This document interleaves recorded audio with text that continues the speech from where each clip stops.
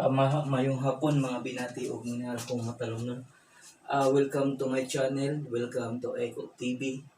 Diri sa lungsod sa Matalong.